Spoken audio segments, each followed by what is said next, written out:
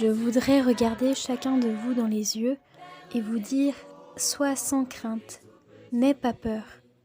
Mais je vous dis en plus une chose très belle. Ce n'est plus moi, c'est Jésus lui-même qui vous regarde maintenant. Il vous regarde, lui qui vous connaît. Il connaît le cœur de chacun d'entre vous. Il connaît la vie de chacun d'entre vous. Il connaît les joies, il connaît les peines, les succès et les échecs. Il connaît votre cœur. Et aujourd'hui, il vous dit « N'ayez pas peur, n'ayez pas peur, courage, n'ayez pas peur ». Discours du pape François lors de la messe du dimanche 6 août 2023 au JMJ de Lisbonne. Chers amis, dans une de ses nombreuses méditations, Saint Bernard, moine du Xe siècle, grand saint de l'Église, quand il médite sur le temps de l'Avent, nous invite à méditer particulièrement sur la triple venue du Christ. Si la première venue du Christ c'était il y a 2000 ans dans la crèche, et si la troisième venue sera lors du retour glorieux du Christ dans la gloire, il nous dit que la deuxième venue, elle se joue chaque jour. C'est la venue du Christ dans l'étable de notre cœur, à chaque fois que nous lui faisons de la place. Et bien pour nous aider à toujours mieux accueillir le Christ, notamment dans ce temps de l'Avent, nous pouvons contempler la bienheureuse Vierge Marie.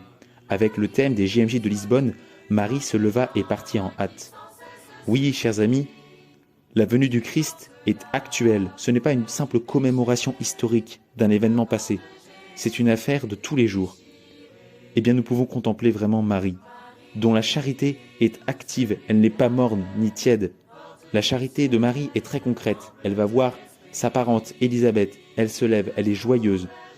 Oui, frères et sœurs, contemplons la Vierge Marie pour qu'elle nous aide à accueillir Jésus.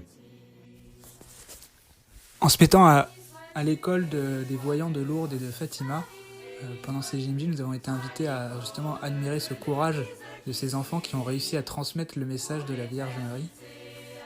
Et ça doit nous porter à réfléchir sur nous aussi comment on ose dans notre vie porter le message du Christ et transmettre cette vérité qu'est le Christ à nos collègues de travail ou aux personnes qui nous entourent dans notre vie personnelle et qui ne croient pas et qui ne connaissent pas ce message. Ce qui m'a le plus marqué à Fatima, c'était déjà l'immensité du lieu, l'immense esplanade. Et ensuite, c'était le fait que j'ai pu prendre le temps de me poser pour écrire toutes mes intentions de prière et tout confier au Seigneur et à la Vierge Marie. Et ouais, pour savoir ce que je voulais porter pendant ces 2 semaines de JMJ. Et Marie, autant à Lourdes qu'à Fatima, nous conduit vers Jésus, nous conduit vers le Père. Elle nous incite à tourner notre regard vers lui.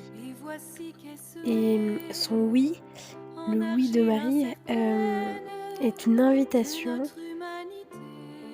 à s'abandonner à l'appel du Seigneur, à s'abandonner à lui faire pleinement confiance et à dépasser nos peurs, à dépasser nos craintes, dépasser nos doutes et nos questions qui peuvent parfois apparaître comme un frein dans cette volonté d'avancer à sa suite.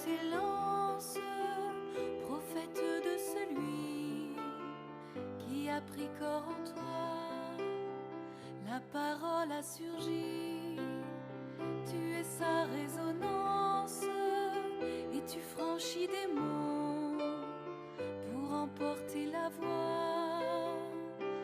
Marche avec nous, Marie, au chemin de